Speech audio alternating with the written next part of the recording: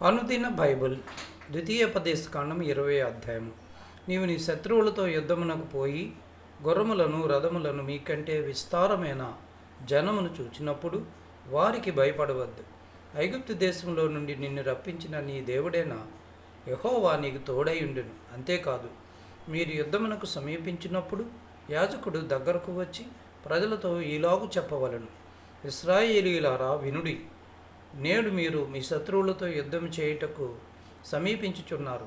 మీ హృదయములో జంకనీయకుడి, భయపడకుడి, వనకకుడి, వారి ముఖము చూచి బెదరకుడి. మీ కొరకు మీ శత్రువులతో యుద్ధం చేసి మిమ్మల్ని రక్షించువాడు మీ దేవుడైన యెహోవాయే. మరియు నాయకులు జనులతో చెప్పవలసినదేమనగా, కొత్త ఇల్లు కట్టుకొనివాడు గృహప్రవేశము కాకమునిపే యుద్ధములో చనిపోయిన యెడల వేరొకడు దానిలో ప్రవేశించును కనుక అట్టివాడు తన ఇంటికి తిరిగి వెళ్ళవచ్చును. ద్రాక్ష తోట వేసి ఇంకా దాని పండ్లు తినక ఒకడు యుద్ధములో చనిపోయిన యెడల వేరొకడు దాని పండ్లు తినును కనుక అట్టివాడును తన ఇంటికి తిరిగి వెళ్ళవచ్చును. ఒకడు స్త్రీని ప్రధానము చేసుకొని ఆమెను ఇంకను పరిగ్రహింపక మునిపే యుద్ధములో చనిపోయిన యెడల వేరొకడు ఆమెను పరిగ్రహించును కనుక అట్టివాడును తన ఇంటికి తిరిగి వెళ్ళవచ్చును. నాయకులు జనులతో, ఎవడు భయపడి మెత్తని గుండె గలవాడగునో వాడు తాను అధైర్యపడిన రీతిగా తన సహోదరుల గుండెలు అధైర్యపరచుకుండినట్లు తన ఇంటికి తిరిగి వెళ్ళవచ్చునని చెప్పవలెను. నాయకులు జనులతో మాట్లాడట చాలించిన తర్వాత జనులను సమీపించుటకు సేనాధిపతులను నియమింపవలను. యుద్ధము చేయుటకు మీరొక పురం మీదకి సమీపించినప్పుడు సమాధానము నిమిత్తము రాయభారమును పంపవలను. సమాధానమని అది నీకు ఉత్తరమిచ్చి గుమ్మములను తెరిచిన ఎడల దానిలోనున్న జనులందరూ నీకు పన్ను చెల్లించి నీ దాసులొగదురు.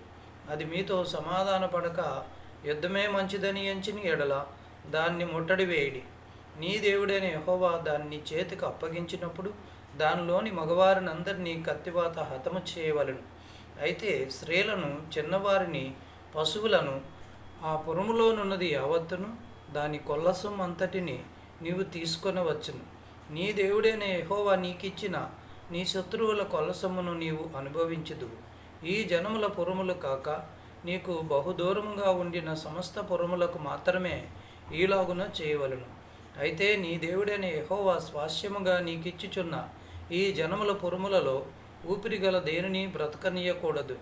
వీరు అనగా హిత్తీయులు, అమోరీయులు, కనానీయులు, పెరిజ్జీయులు, హివ్వీయులు, యెబూసీలను వారు తమ తమ దేవతల విషయమై చేసిన సమస్త హేయ కృత్యముల రీతిగా మీరు చేసి నీ దేవుడైన యెహోవాకు విరోధముగా పాపము చేయుటకు వారు మీకు నేర్పకుండినట్లు నీ దేవుడైన యెహోవా నీకు ఆజ్ఞాపించిన ప్రకారముగా వారిని నిర్మూలము చేయవలెను.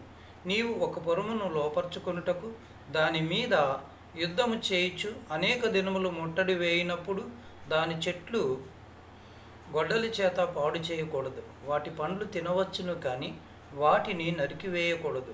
నీవు వాటిని ముట్టడించుటకు పొలములోని చెట్లు నరులా, అట్టి చెట్లను నీవు కొట్టకూడదు.